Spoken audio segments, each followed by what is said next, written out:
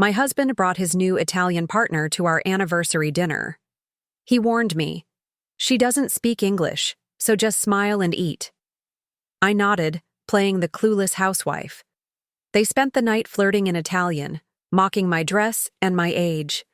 I kept eating silently, but when he whispered, "Once she signs the papers tomorrow, her money is yours." I haven't spoken Italian since college, but I looked at them and said, "I'm glad to have you here. Follow my story until the end and comment the city you're watching from, so I can see how far my story has reached. My name is Deanna, and I'm 63 years old. I never imagined that my 38th wedding anniversary would be the night I watched my husband plan to steal my inheritance while flirting with his mistress right in front of me. The reservation at La Bella Vista was for 7:30. Jared had insisted on this particular restaurant, claiming it was romantic, but I should have known better. He'd been acting strange for months, taking calls in his study with the door locked, coming home late from business meetings, and most telling of all, suddenly showing interest in my mother's properties in Italy. I arrived first, as always. The hostess led me to our usual corner table, the one with the view of Hartford's twinkling skyline.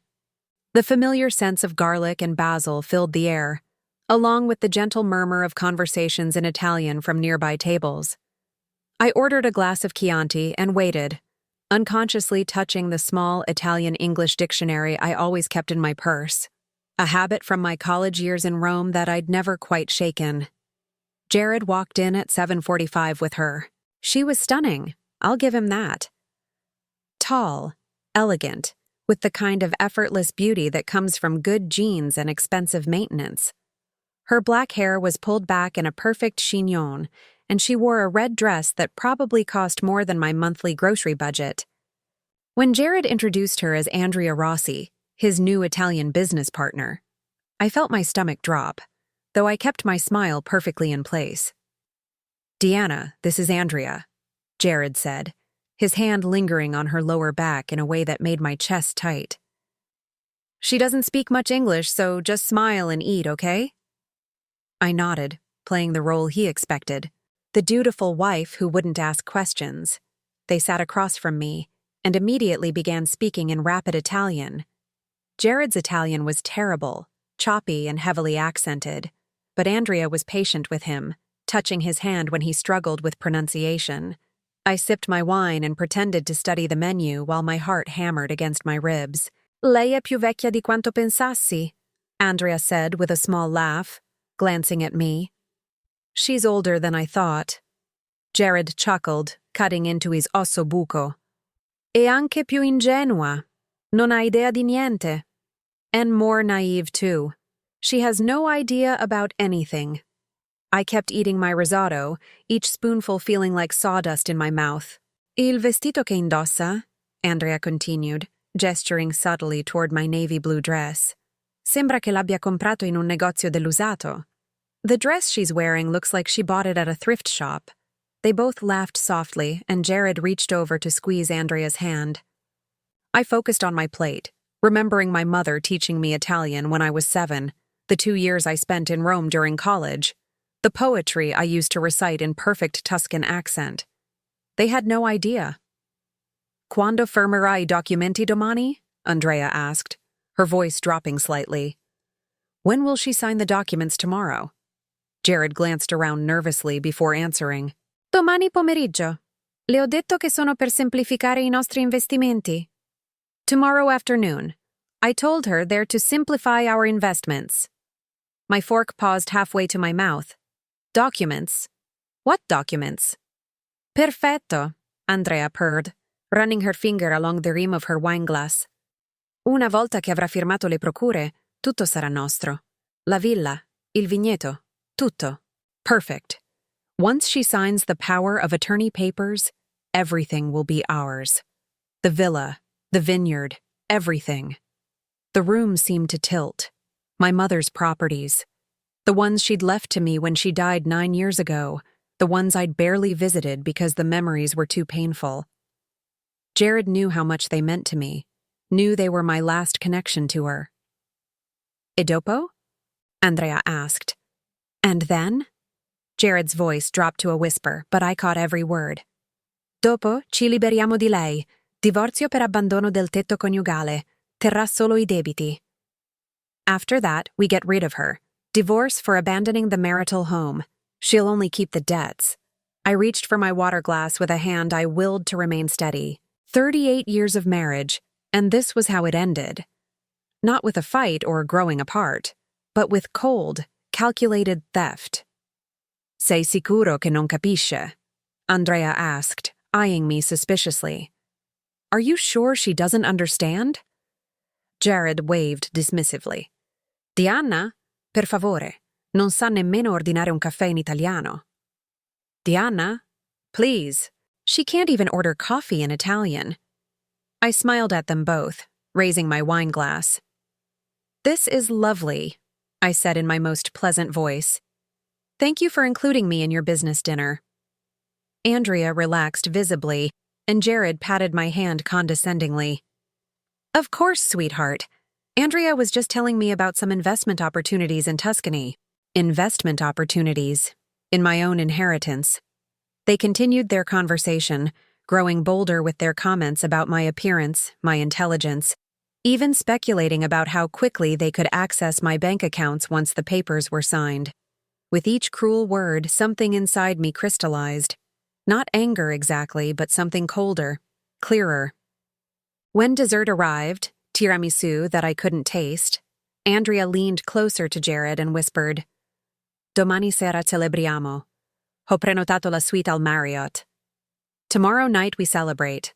I've booked the suite at the Marriott. Jared's eyes lit up, and he brought her hand to his lips, kissing it softly. Right there, in front of me. I excused myself to the ladies' room, where I gripped the marble counter and stared at my reflection. The woman looking back at me had silver-streaked hair, laugh lines that had come from 38 years of loving a man who was planning to destroy her, and eyes that had just seen the truth. But she also had something Jared and Andrea didn't know about. She had secrets of her own. I pulled out my phone and scrolled to a contact I hadn't called in months.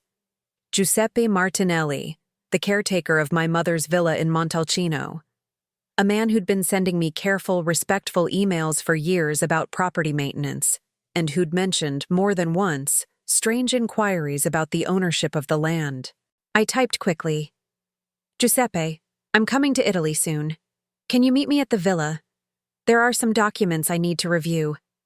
And, Giuseppe, if anyone else asks about the property, please don't share any information. Trust me on this. His response came within minutes. Signora Diana, I've been waiting for your call. There are things you need to know. I'll be ready. When I returned to the table, Jared and Andrea were sharing a piece of chocolate cake, feeding each other with the intimacy of lovers. They barely noticed I'd been gone. Ready to go home? Jared asked, signaling for the check. Yes, I said, gathering my purse and touching the dictionary one more time. I'm very ready. As we walked to our cars, Andrea had driven separately, of course. She kissed Jared goodbye on both cheeks, European style, but her lips lingered near his mouth just long enough to make her intentions clear. Ci vediamo domani, she said, looking directly at me with a smile that didn't reach her eyes. See you tomorrow. I smiled back, my voice warm and innocent. It was so nice meeting you, Andrea. I hope we'll be seeing much more of each other. If only she knew how much I meant those words. If only she knew that tomorrow would be nothing like what she and my husband had planned. The drive home was silent. Jared hummed softly to himself, probably thinking about his celebration at the Marriott tomorrow night. I stared out the window at the familiar Connecticut suburbs, at the life I'd built for 38 years, and began planning how to save everything that mattered. Because unlike what they thought, I wasn't just Deanna, the naive housewife who couldn't order coffee in Italian. I was Deanna Castellano-Williams, who'd graduated magna cum laude from the University of Florence, who'd once given a presentation on Dante's Inferno to a room full of Italian professors, and whose mother had left her not just property, but a legacy of strength I was finally ready to claim. Tomorrow, Jared and Andrea would learn exactly who they'd been underestimating, and they would learn it in perfect Italian. I didn't sleep that night. How could I? Every time I closed my eyes, I heard Andrea's voice saying, "Ci liberiamo di lei." We get rid of her. 38 years of marriage, and my husband was planning to discard me like yesterday's newspaper. Jared slept soundly beside me, snoring softly the way he had for decades. Amazing how someone could sleep so peacefully while plotting to destroy their spouse's life. I watched the digital clock change from 2:17 a.m. to 3:45 a.m. to 5:23 a.m., my mind racing with questions and plans. At 6 a.m., Jared's alarm buzzed. He rolled over, kissed my forehead with the same casual affection he'd shown for years, and headed to the shower. "Big day today," he called over the sound of running water. "Lots of paperwork to get through." Yes, I thought, lots of paperwork, the kind that would steal my mother's legacy and leave me with nothing. After he left for his office at 8:30, claiming he needed to prepare documents for our meeting, I began my own investigation. I started in his study, a room I rarely entered anymore. It used to be our shared space when we were younger. I'd grade papers at the small desk while he worked on his accounting business at the larger one. But over the years, it had become his private domain. The room smelled like his cologne and old leather. His desk was meticulously organized, as always, but something felt different. I opened drawers carefully, looking for anything related to Italy or Andrea. In the bottom drawer, tucked behind a stack of old tax returns, I found it. A folder labeled Italian Properties D. Williams. My hands trembled as I opened it. Inside were copies of documents I'd never seen before. Property assessments for my mother's villa and vineyard, recent photographs of the buildings, and most shocking of all, a letter from an Italian law firm dated 3 months ago. The letter was in Italian, discussing transfer procedures and foreign property acquisition protocols. But it was the handwritten notes in Jared's messy scrawl that made my blood run cold. Villa current value, approximately $1.2 million. Vineyard, $600,000. Total assets, over $1.8 million. Andrea confirms Italian law allows spousal property transfer with proper documentation.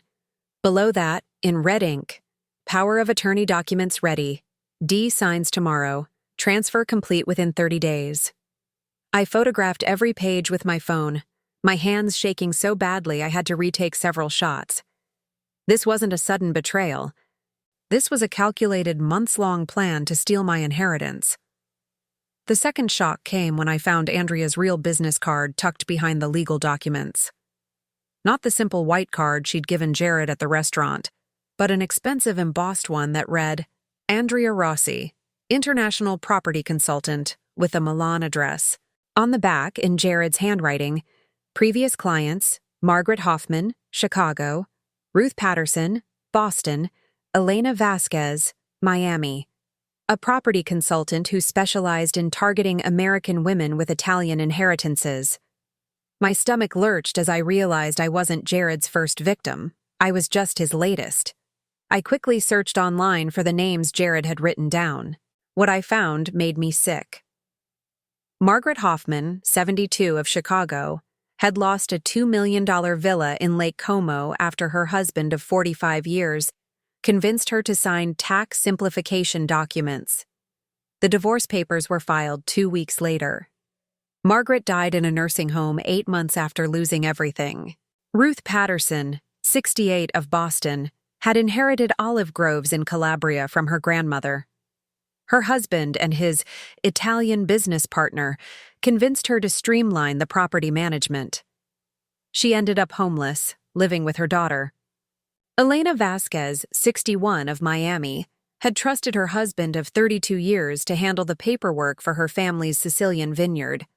She discovered the betrayal only when Italian authorities contacted her about unpaid property taxes on land that was no longer legally hers. I printed every article, every court document I could find.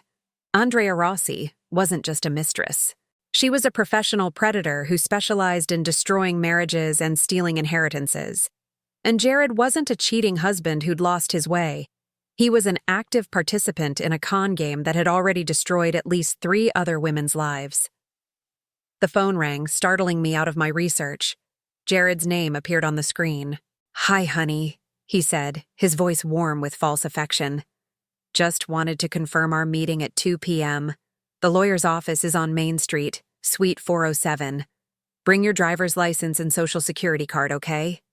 "Of course," I managed, my voice surprisingly steady. "Should I bring anything else?" "Nope, just yourself. This is just to simplify our investment portfolio, make everything easier to manage. You know I only want what's best for us." Us. As if there was still an us in his mind. After hanging up, I called the law office he'd mentioned. "Hello, I'm Deanna Williams.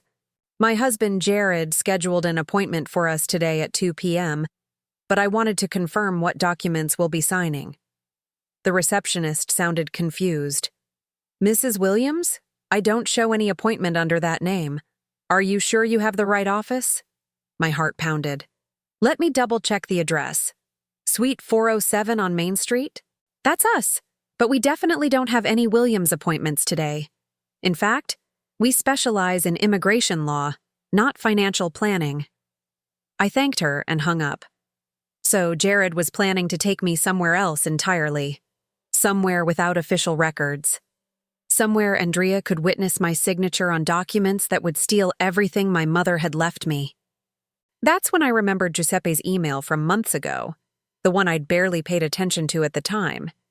He'd mentioned that someone claiming to be my husband had contacted him about selling the property. I'd assumed it was a scam, and told Jared about it, laughing at how bold thieves had become.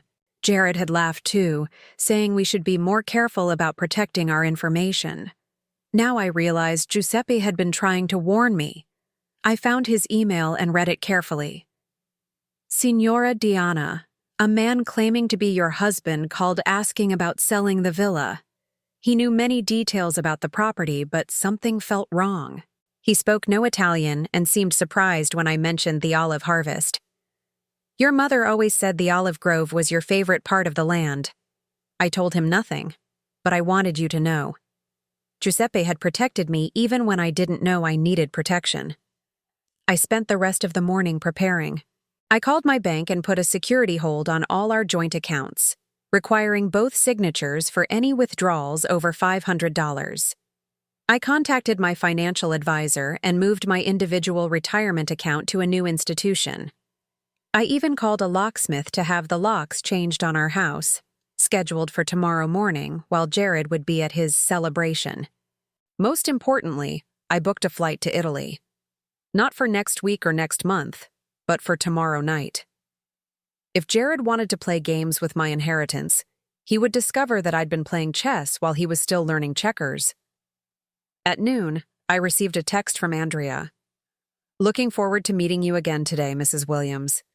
Thank you for being so understanding about our business relationship." I stared at the message for a long moment, then replied, "The pleasure is all mine. I can't wait to show you exactly how understanding I can be."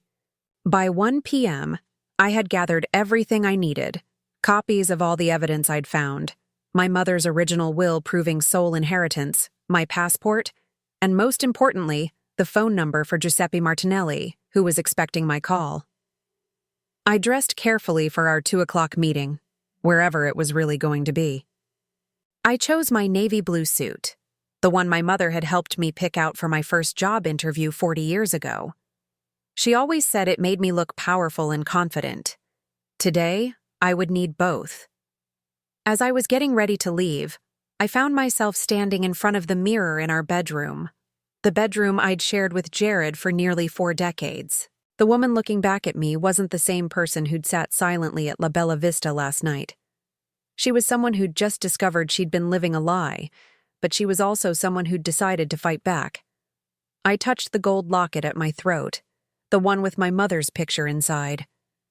"I won't let them take what you left me, Mama," I whispered in Italian. "Ti prometto. I promise." My phone buzzed with another text from Jared. Running a few minutes late. Meet you at the office at 2:15 instead. I typed back, no problem, take your time. But I wasn't planning to meet him at any office. I had my own appointment to keep, with the truth. As I drove toward downtown Hartford, I thought about the 3 women who'd been destroyed by Andrea's scheme. Margaret, who'd died alone in a nursing home. Ruth, who'd lost her family's legacy. Elena, who'd trusted the wrong person and paid with everything she owned. They hadn't known what was coming. They hadn't been able to protect themselves.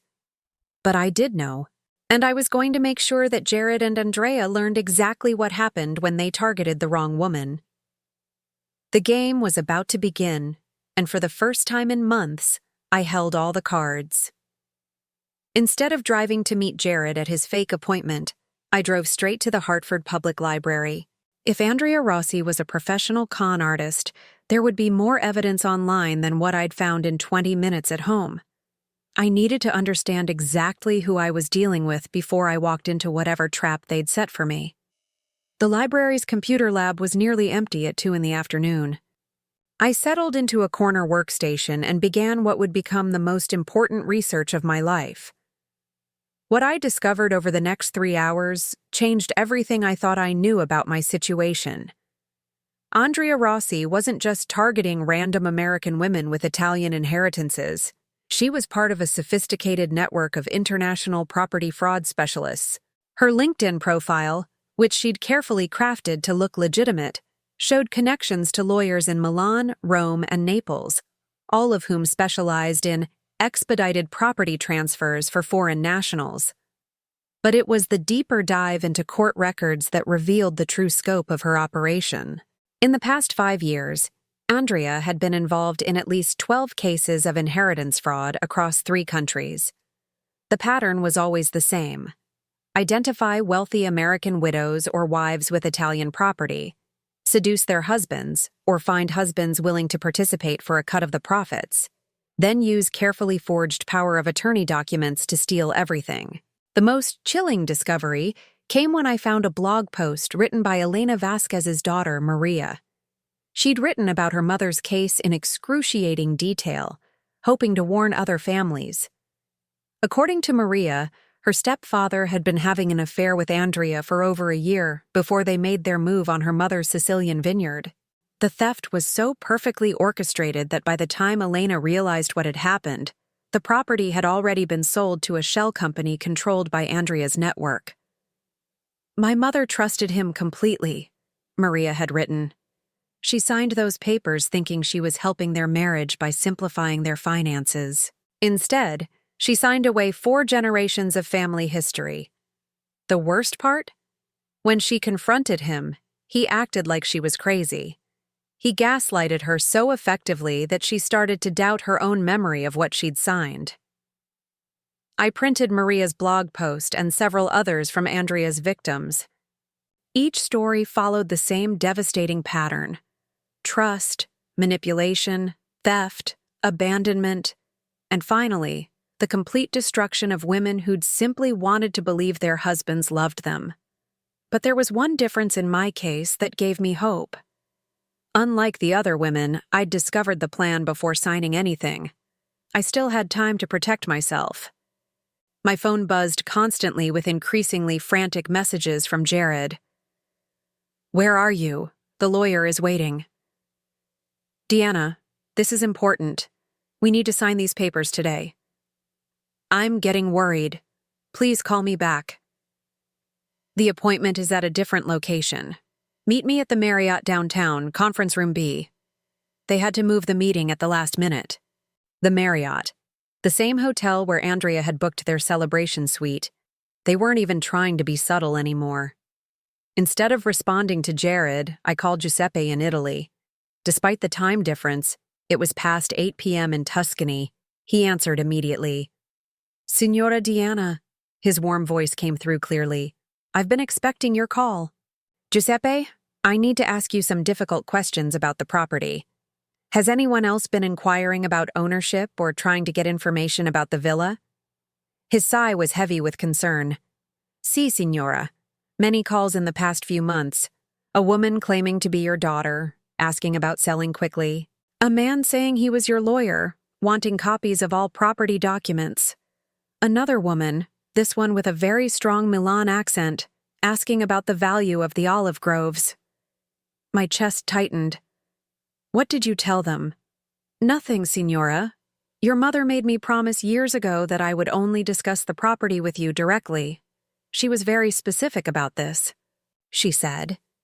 He paused, as if remembering something painful. She said there might come a day when people would try to trick me, and I should trust only you. My mother had known. Somehow she'd anticipated that someone might try to steal what she'd left me. Giuseppe, I need to come to Italy immediately, tonight if possible. Can you meet me at the villa tomorrow? Of course, signora. But are you in trouble? I looked around the library, at the evidence I'd printed, at the messages from my husband demanding I meet him at a hotel to sign away my birthright. Yes, Giuseppe, I am, but not for much longer. Then you should know. His voice dropped to a whisper. Your mother left something for you. Hidden in the villa.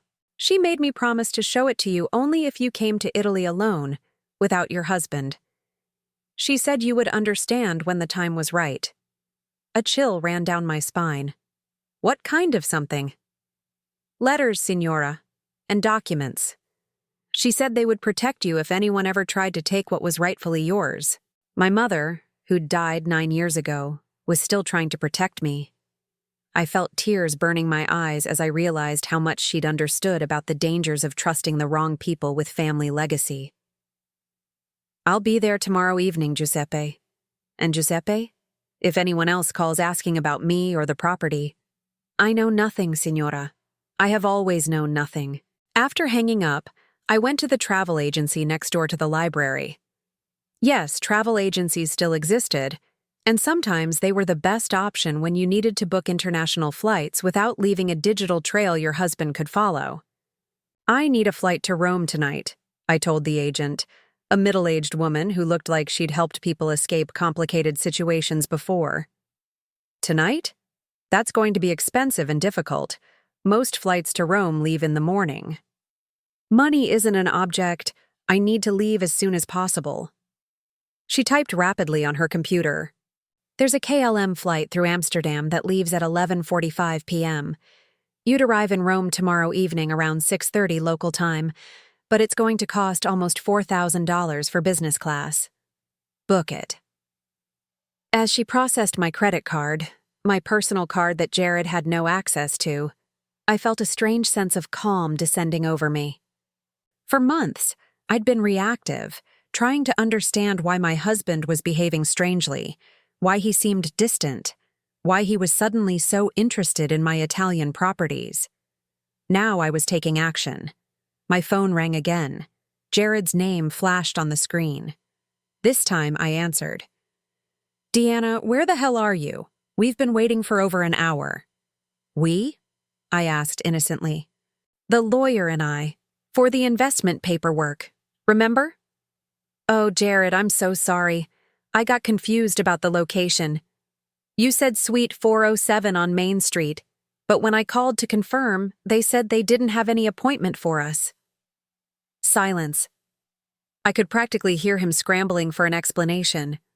There must have been some miscommunication. We're at the Marriott now, conference room B. Can you come here? Of course, honey. I'll be right there. But instead of driving to the Marriott, I went home. I had packing to do and final preparations to make before my flight. I also had one more crucial phone call to make. I dialed the number for Maria Vasquez, Elena's daughter, whose blog post had revealed so much about Andrea's methods. Hello? Ms. Vasquez, this is Deanna Williams. I know this is going to sound strange, but I believe the woman who destroyed your mother's life is now targeting me. The silence on the other end stretched for several seconds. Then, Andrea Rossi? Yes. How did you know?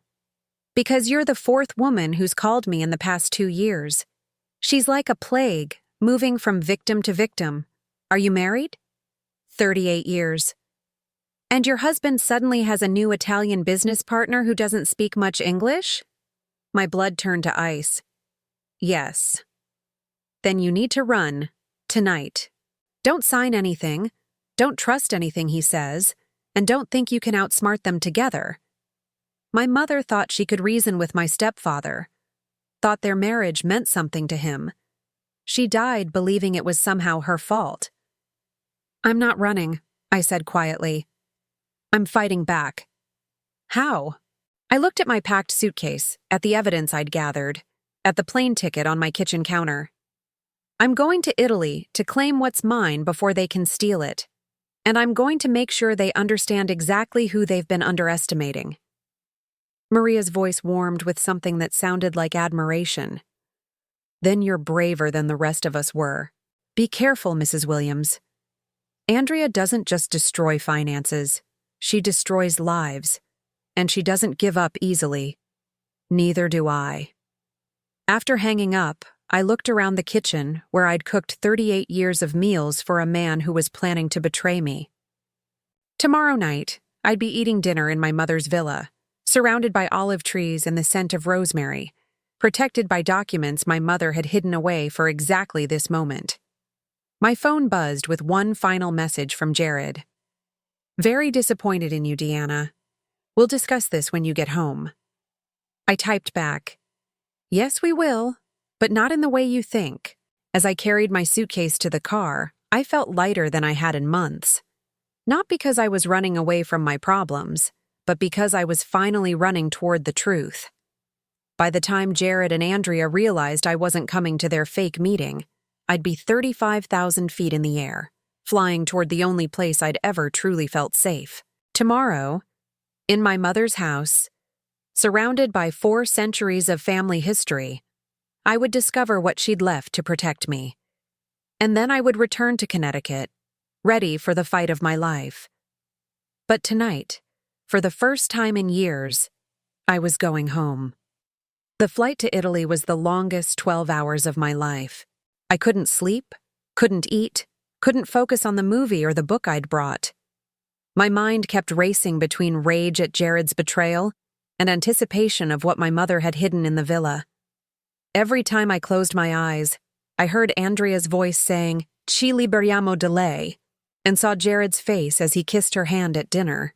I landed in Rome at 6:30 p.m. local time, exhausted but determined. The drive to Montalcino took another 3 hours through winding Tuscan roads that I remembered from childhood visits with my mother. As the sun set behind rolling hills covered with vineyards, I felt something I hadn't experienced in months: peace. Giuseppe was waiting for me at the villa, just as he'd promised. He looked exactly as I remembered from my last visit 9 years ago.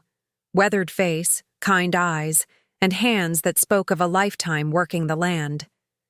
He embraced me in the Italian way, with genuine warmth. Signora Diana, welcome home. Home. Yes, that's exactly what this felt like. The villa looked smaller than my childhood memories, but more beautiful. The stone walls glowed golden in the evening light, and the scent of lavender and rosemary filled the air. My mother's presence was everywhere. In the carefully tended herb garden, the restored shutters painted the exact shade of blue she'd always loved, the lemon trees she'd planted the year I graduated college. You look tired, Signora, Giuseppe said gently. Perhaps we should wait until tomorrow to... No. I surprised myself with the firmness in my voice. I need to see what she left me. Tonight. Giuseppe nodded, understanding in his eyes. Then come. It's in the cellar, behind the wine racks your great-grandfather built. We descended stone steps that were probably centuries old, into a cellar that smelled of earth and aged wine. Giuseppe moved aside several bottles and pressed against a stone that looked identical to all the others. A section of the wall swung inward, revealing a space I'd never known existed. Inside was a metal box, about the size of a shoebox, wrapped in oilcloth to protect it from moisture. My hands trembled as I opened it. The first item was a letter addressed to me in my mother's elegant handwriting. For Deanna, when she needs to fight for what is ours. The letter was dated just 3 months before her death. My dearest daughter, if you are reading this, it means someone is threatening what I've left you. I pray I am wrong, but I have learned that money and property bring out the worst in people, sometimes even those we love most. The man you married seemed kind when I met him, but I noticed how his eyes changed when we discussed the villa and the vineyard. He asked too many questions about values and ownership laws. A woman learns to recognize that look, cara mia. I have seen it before. In this box, you will find documents that prove the property belongs to you and you alone. Your father signed papers when we divorced, relinquishing any claim to my family's holdings. Jared has no legal right to anything I have given you. But more importantly, I have left you evidence of your great-great-grandmother Julia's wisdom. She faced a similar situation in 1897 when her husband's brother tried to steal our family's land through forged documents. She fought back and won, but she was careful to document everything for future generations. The same tactics they used then are still being used now. Be smarter than they are, Kara. Be patient. Be strong. And remember, this land has survived wars, famines, and countless men who thought they could take what wasn't theirs. It will survive this too, because you are stronger than you know. With all my love and faith in you, Mama. Beneath the letter were legal documents that took my breath away. The original property deeds, going back 5 generations. Copies of Italian court records from 1897, documenting my great-great-grandmother's legal victory over her would-be thieves. And most importantly, a recent assessment from an Italian law firm showing that my properties were worth far more than I'd ever realized. The villa, vineyard, and olive groves were valued at over $3 million, not the $1.8 million that Jared's stolen documents had claimed. But there was more. Mineral rights to a section of land that might contain valuable deposits, water rights that were becoming increasingly precious in Tuscany's changing climate, and historical designations that made the properties eligible for significant tax benefits. No wonder Andrea had targeted me. This wasn't just about inheritance fraud. This was about stealing a small fortune. The last item in the box was a small recording device, obviously vintage, with a note attached. Julia's testimony, recorded by her granddaughter in 1957. Listen and learn. Giuseppe helped me set up the old machine. The voice that emerged was thin with age but strong with conviction, speaking in the Tuscan dialect of my childhood. They thought I was just a foolish woman who would sign whatever papers they put in front of me. But I had learned to read, learned about law, learned to fight. When they came with their lies and their threats, I was ready. I had evidence. I had witnesses. I had the truth. And the truth, cara mia, is stronger than any lie they can tell. I sat in that ancient cellar, surrounded by the wisdom of generations of women who had protected our family's legacy, and felt something shift inside me. The fear and uncertainty of the past weeks crystallized into cold, clear purpose. I wasn't just fighting for property. I was fighting for the survival of something that had endured for centuries. And I had advantages that Jared and Andrea couldn't possibly know about. Giuseppe and I spent the next hour reviewing the documents and discussing strategy. He had contacts at the local courthouse, relationships with lawyers who specialized in international property law, and most importantly, detailed records of every suspicious inquiry about my property over the past year. They've been planning this for a very long time, he said, showing me a log he'd kept of phone calls and visits. But they made one mistake, Signora.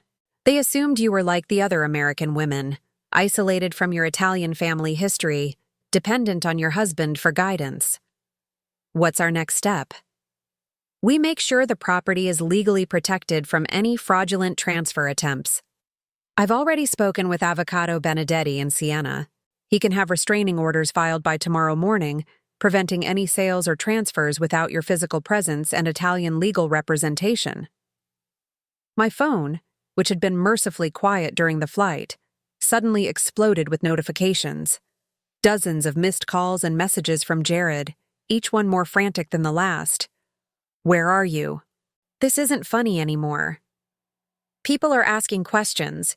You need to come home now. I know you're upset, but we can work through this. Your phone is going straight to voicemail. I'm calling the police. And finally, the message that confirmed everything I'd suspected. Andrea says you're trying to sabotage our business deal. She's threatening legal action. Just come home and sign the papers, and we can put this all behind us. Legal action. They were still trying to intimidate me, still assuming I was the helpless woman who'd sat silently at La Bella Vista 3 days ago. I typed back a single message. I'm exactly where I need to be. We'll talk when I return. And Jared? I hope you enjoyed your celebration at the Marriott, because it was your last one. His response came within seconds. What are you talking about? What celebration? I showed the message to Giuseppe, who chuckled. He's pretending he doesn't know what you mean? Of course he is, but that's about to change. I called Avocado Benedetti, even though it was past 10 p.m. Giuseppe had warned him to expect my call at any hour. Signora Williams, his voice was crisp and professional. Giuseppe has explained your situation. I've already begun the preliminary paperwork to protect your properties. But I need to ask, do you have evidence of their intentions to commit fraud? I have recordings of them planning the theft. I have documentation of their previous victims. I have copies of forged documents they intended me to sign. Is that enough? More than enough. With your permission, I'd like to contact the authorities in Connecticut as well. What they're attempting is international fraud, which carries serious penalties in both countries. For a moment I hesitated.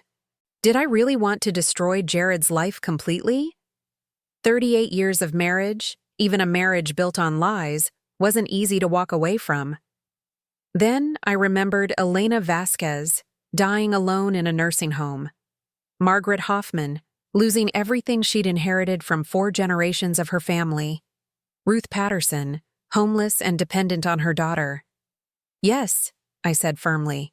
Contact the authorities. They need to be stopped before they destroy anyone else. That night, I slept in my mother's bedroom, in the bed where she'd been born, and where she'd spent her last healthy summer before moving to America permanently. The windows were open, and I could hear the gentle sound of wind through olive trees, the distant bells of the village church, the peaceful quiet of a place that had survived centuries of challenges. For the first time in months, I felt safe. The next morning, I woke to the sound of my phone ringing. Jared's name on the screen, but this time I answered. Deanna, thank God. Where are you? I'm in Italy, Jared, at my mother's villa. The villa you and Andrea were planning to steal from me. Silence. Long, heavy silence. I don't know what you think you heard, but basta, I said quietly in Italian. Enough. Another pause. Then, in a voice I'd never heard before, uncertain and almost frightened. You understand Italian? Fluently. I understood every word you and Andrea said at dinner. Every cruel comment about my appearance. Every detail of your plan to rob me. Every lie you told about loving me. I could hear his breathing, sharp and panicked. Deanna, let me explain. No explanations necessary. I know about Margaret Hoffman, Ruth Patterson, and Elena Vasquez. I know about Andrea's network of property fraudsters. I know about the forged power of attorney documents. I know everything. You don't understand. I was trapped. She was blackmailing me. Stop. My voice was steady as stone. Just stop. The silence stretched between us, filled with 38 years of memories that would never look the same again. The authorities in both countries have been contacted, I continued. My properties are legally protected. Andrea's previous victims have been notified that you're both being investigated. It's over, Jared. What do you want from me? His voice cracked. What can I do to fix this? I looked out the window at olive trees that had grown here for centuries, at stone walls built by my ancestors who'd fought to protect what was theirs, at the land my mother had preserved for me even as she lay dying. You can disappear from my life, I said softly. Completely and permanently. Because the woman you thought you married, the one who would sit quietly while you stole her birthright, never existed. I hung up the phone and turned it off. Tomorrow, I would fly back to Connecticut to begin divorce proceedings and ensure that Andrea faced justice for her crimes. But today, I would walk through my mother's gardens, tend the herbs she'd planted, and begin planning the new life I would build on the foundation she'd left me. The silence that had protected me for so long was finally ready to speak. I spent 3 more days in Italy, working with Avocado Benedetti to ensure my properties were legally bulletproof against any future fraud attempts. But more importantly, I spent those days remembering who I was before I became someone who apologized for taking up space in my own life.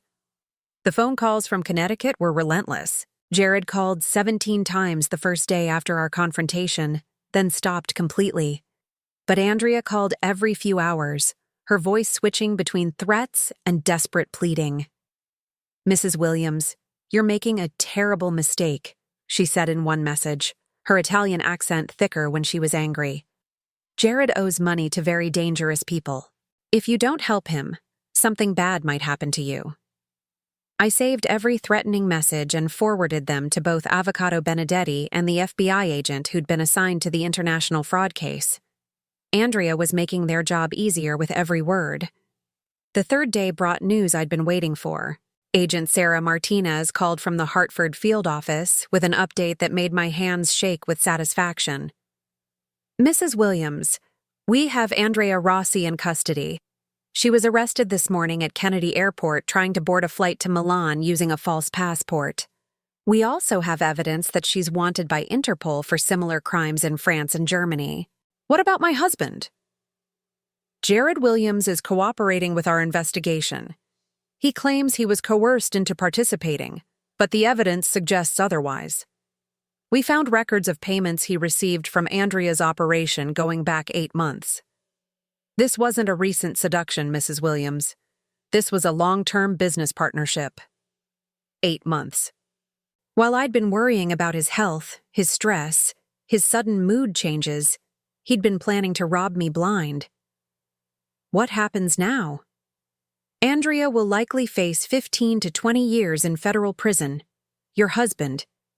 That depends on how much he cooperates and what other evidence we uncover. But, Mrs. Williams, you should know that we found a list in Andrea's possession.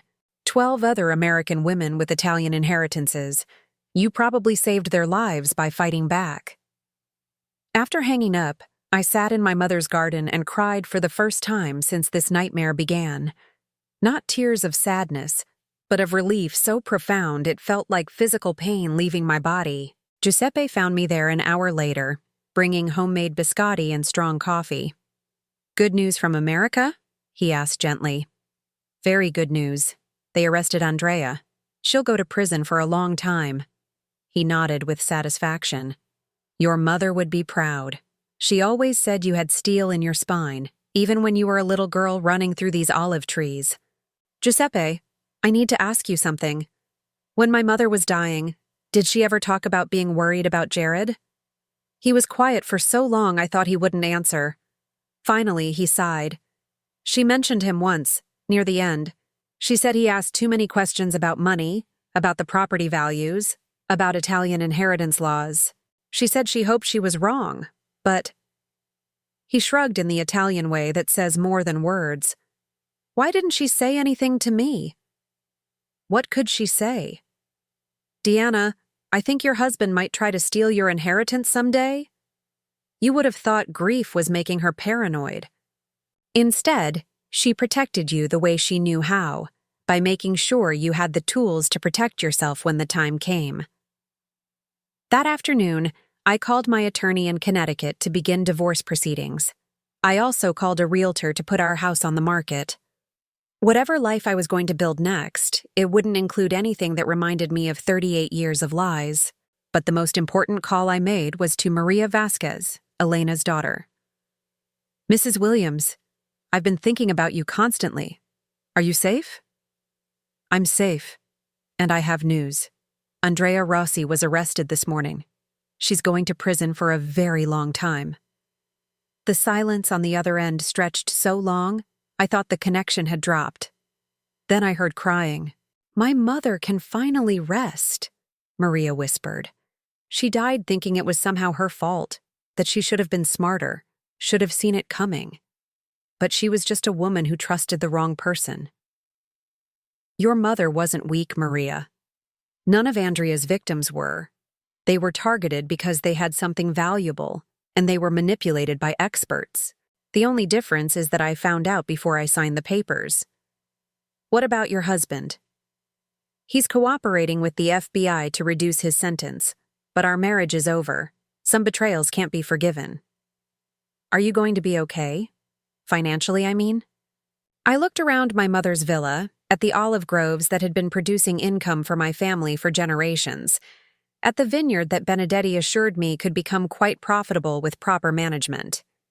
I'm going to be more than okay. I'm going to be free. The flight back to Connecticut was completely different from my panicked journey to Italy. I felt calm, centered, and for the first time in years, excited about my future. I'd made a decision during those quiet days in Tuscany. I wasn't just returning to wrap up the legal mess Jared had created. I was returning to start over completely. The house felt different when I walked in, smaller somehow and filled with the ghosts of conversations that had never been honest. Jared was waiting in the kitchen, looking older than his 65 years. When he saw me, his face crumpled with what looked like genuine remorse. "Deanna, don't." I set my suitcase down but didn't sit. "I don't want explanations or apologies. I want information. The FBI said you've been taking money from Andrea for 8 months. I want to know how long you've been planning this." He couldn't meet my eyes. "It started as just an affair. She approached me at a business conference, said she was attracted to successful older men. I was flattered. You seemed so distant after your mother died, and Andrea made me feel important, desired, worth lying to your wife of 38 years. It wasn't supposed to go this far. She said it would just be some paperwork, that we'd restructure the Italian properties to be more tax efficient. She said you'd never even notice." "And the money you took from her?" His shoulders sagged. "She called them consulting fees. For helping her understand American property laws, for introducing her to other men with wealthy wives. I didn't know about the other victims until you told me." I studied his face, looking for any sign of the man I'd married. "Do you actually believe that? Or is that just the story you're telling yourself to sleep at night?" "I don't know anymore. I don't know what's true and what I convinced myself was true. At least that was honest." "The house is going on the market tomorrow," I said. "I'll split the proceeds with you 50-50, which is more generous than you deserve. After that, I don't want to see you again." "Where will you go?" I thought about the villa in Tuscany, about Giuseppe's invitation to help him expand the olive oil business, about the winemaking course offered by the local agricultural college, about all the ways I could spend my remaining years that didn't involve pretending to be smaller than I was. "I'm going home," I said, "to the place where people don't lie to me about who they are. Deanna, please. 38 years has to count for something." I looked at him, really looked at him, and felt nothing but pity. 38 years would have counted for everything if any of it had been real. "But you've been lying to me so long that I don't think you even know who you actually are anymore." That evening, I called my children to explain what had happened. Both Maria and Tony were shocked but supportive. Maria, my daughter who lived in Boston, immediately offered to help me pack and move. Tony, my son in California, offered to fly out to handle Dad if I needed backup. "I still can't believe it," Maria said. "Dad always seemed so solid, boring even." "Sometimes the most dangerous people are the ones who seem harmless," I told her. "They trade on our trust, on our assumption that people are basically good." "Are you going to be okay, Mom? Really okay?" I was sitting in my mother's favorite chair, looking through photo albums from my childhood summers in Italy. Pictures of me at 8, covered in dirt from helping with the olive harvest. Pictures of me at 16, learning to make wine with my grandfather. Pictures of a girl who was confident and strong before life taught her to apologize for taking up space. I'm going to be better than okay, sweetheart. I'm going to remember who I was before I forgot. 3 weeks later, the house sold to the first family who looked at it. Jared received a suspended sentence in exchange for testifying against Andrea and providing information about her network. He moved to a small apartment across town, and I heard through mutual friends that he'd started attending therapy and Alcoholics Anonymous meetings. I hoped he found peace, genuinely, but I also hoped I never saw him again. My last night in Connecticut, I drove to my mother's grave. I'd brought fresh flowers and a letter I'd written in Italian, telling her about the villa, about Giuseppe, about the new life I was building on the foundation she'd left me. Grazie, Mama, I whispered, placing the flowers on her headstone. For protecting me even when I didn't know I needed protection. For teaching me that some things are worth fighting for showing me that I was stronger than I knew. The next morning, I boarded a plane to Rome with 2 suitcases, a heart full of hope, and the absolute certainty that I was finally truly going home. 6 months later, I stood in the kitchen of my mother's villa, teaching my first Italian cooking class to a group of American women who'd come to Tuscany to rediscover themselves. The irony wasn't lost on me. I'd spent 38 years of my life making myself smaller, quieter, more accommodating, and now I was teaching other women to take up space in the world again. The secret to real ragu, I told my students as I stirred the sauce that had been simmering since dawn, is patience. You can't rush love, and you can't rush tomatoes. The women laughed, but I could see some of them writing down everything I said. They were mostly divorced, mostly over 50, mostly here because they'd realized that the lives they'd been living weren't actually their own. I understood them completely. Giuseppe knocked on the kitchen door, carrying a basket of fresh herbs from the garden. At 72, he was still more energetic than most men half his age, and over the past months he'd become, well, I wasn't quite sure what to call what we'd become. "Scusi, ladies," he said in his charming English, "but Signora Diana, there's someone here to see you." My stomach tightened. Despite all the legal protections we'd put in place, I still tensed when unexpected visitors arrived. The trauma of betrayal doesn't disappear just because the betrayer goes to prison. Who is it? A young woman from America. She says her name is Catherine Morrison, and she needs to speak with you about Andrea Rossi. I excused myself from the cooking class and found Catherine waiting in the garden. She was probably in her early 40s, well-dressed but with the hollow look around her eyes that I recognized from my own mirror during the darkest days with Jared. "Mrs. Williams? I'm Catherine Morrison from Phoenix. I think you saved my life." "I'm sorry?" She pulled out her phone and showed me a news article about Andrea's arrest. "My husband introduced me to an Italian woman named Andrea 3 months ago. Said she was going to help us invest in some property in Tuscany. We were supposed to sign papers next week." Her voice broke. "I was going to sign away my grandmother's inheritance. Everything she left me." I led her to a bench under the olive trees where I'd spent so many mornings these past months, drinking coffee and planning my new life. "Tell me what happened." "Richard, my husband, he's been different lately. Secretive, always on his phone. He told me he'd met this amazing Italian businesswoman who could help us buy property here, maybe even retire early." She laughed bitterly. It all sounded too good to be true, but I wanted to believe him. I wanted to believe we were finally going to have the adventure we'd always talked about. "What made you suspicious?" "Andrea kept pushing for me to sign power of attorney documents to make the process smoother. But something about the way she looked at me. It reminded me of how a cat looks at a mouse. When I saw the news about her arrest, I hired a private investigator to look into Richard's recent activities. She showed me a folder thick with photographs, bank records, and phone logs. Richard Morrison had been in contact with Andrea for over 6 months, had received payments totaling $47,000 from her organization, and had already begun moving his wife's assets into accounts Catherine couldn't access. The private investigator said if you hadn't exposed Andrea when you did, I would have lost everything within the next month. My grandmother's house in Sedona, her stock portfolio, even the small trust fund she set up for my daughter's college education. I felt the familiar surge of anger that came whenever I thought about Andrea's victims. What are you going to do now? I've filed for divorce. I've secured all my assets. And Richard. She smiled grimly. Richard is facing charges for conspiracy to commit fraud. Apparently, the FBI had him under surveillance after Andrea's arrest. Good. You were smart to act quickly. Mrs. Williams, can I ask you something? How do you trust anyone again after something like this?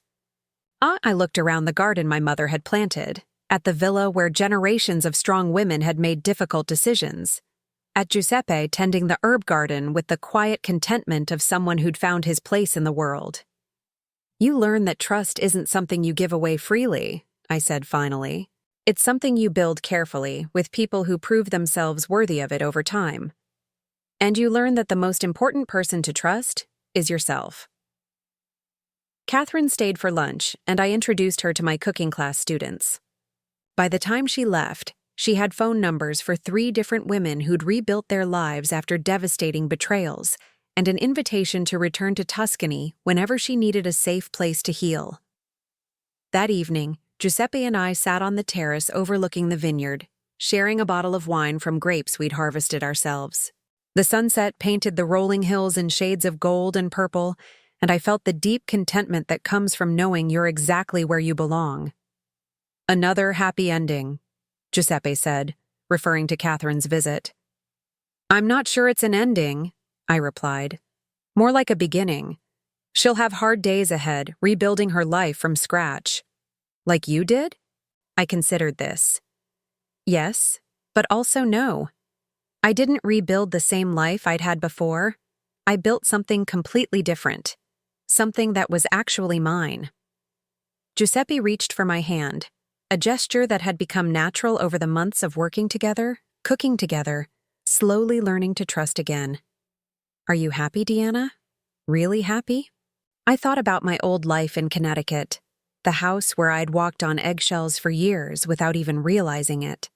The marriage where I'd made myself smaller and smaller until I was barely visible. The comfortable numbness I'd mistaken for contentment. Then I thought about my current life, the cooking classes that filled my kitchen with laughter. The olive oil business Giuseppe and I were expanding together. The organic garden where I grew herbs that actually tasted like something. The quiet evenings reading Italian poetry by the fireplace. The way I felt when I woke up each morning, excited to see what the day would bring instead of dreading what I'd have to endure. I'm happy in a way I didn't even know was possible, I said. I spent so many years thinking happiness meant avoiding conflict, keeping peace, not asking for too much. I thought if I was just grateful enough for what I had, that would be enough. And now? Now I know that real happiness isn't about avoiding problems. It's about solving them. It's about choosing people who are honest with you, even when the truth is difficult. It's about building a life that's actually yours. My phone buzzed with a text from Maria, my daughter in Boston. Mom, I booked my tickets for Christmas in Tuscany. Can't wait to meet Giuseppe and see your new life. Also, Dad called. He's getting married again, to his therapist. I thought you should know. I showed the message to Giuseppe, who raised his eyebrows. How do you feel about that? He asked carefully. I thought about it for a moment, waiting for jealousy or hurt or some echo of the 38 years I'd spent as Jared's wife. Instead, I felt nothing. No, that wasn't right. I felt relief. I feel sorry for his therapist, I said finally, and grateful that she's not me. Giuseppe laughed, the rich sound mixing with the evening birdsong. You are a remarkable woman, Deanna Castellano. Castellano. I'd legally changed my name back to my mother's family name 6 months ago. shedding the last connection to a life that had never really fit. Hearing Giuseppe say it still sent a little thrill through me, the recognition of who I actually was, not who I'd pretended to be. Giuseppe, can I tell you something? Always. The night I listened to Jared and Andrea planning to steal my inheritance, I felt like I was dying inside. Not just from the betrayal, but from realizing how invisible I'd become in my own life. I'd spent so many years being quiet, being agreeable, being grateful for scraps of attention, that I'd forgotten I was supposed to take up space in the world. He squeezed my hand gently. But you know what I realized sitting here tonight, watching another woman discover her own strength? I wasn't dying in that restaurant. I was being born, the real me, the one who'd been buried under decades of trying to be what other people wanted. And who is the real you? I looked around the terrace where we sat, at the kitchen where I taught women to nourish themselves and others, at the business we were building together based on honesty and mutual respect, at the life I'd created from the ashes of everything I'd lost. The real me is someone who speaks Italian fluently and isn't ashamed of being smart. Someone who can run a business and make decisions and trust her own judgment. Someone who deserves love that doesn't require her to disappear. I turned to face him.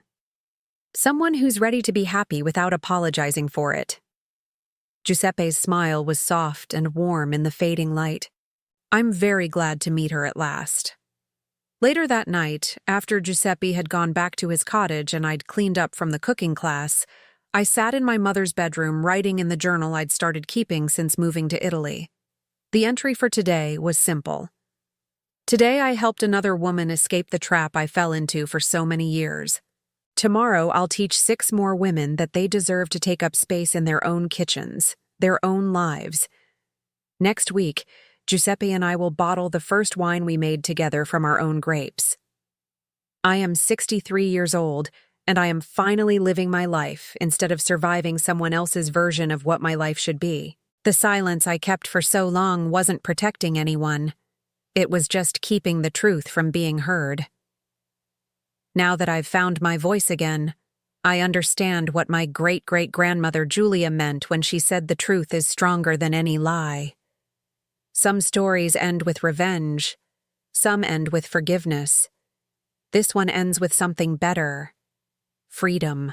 Outside my window, the olive trees rustled in the night breeze, the same trees that had watched over 5 generations of women who'd refused to let anyone steal what belonged to them. I was part of that legacy now, not because of the property I'd inherited, but because of the strength I'd finally claimed as my own. The silence that had hidden my truth for so long had finally learned to speak. Now I'm curious about you who listened to my story. What would you do if you were in my place? Have you ever been through something similar? Comment below, and meanwhile, I'm leaving on the final screen 2 other stories that are channel favorites, and they will definitely surprise you. Thank you for watching until here.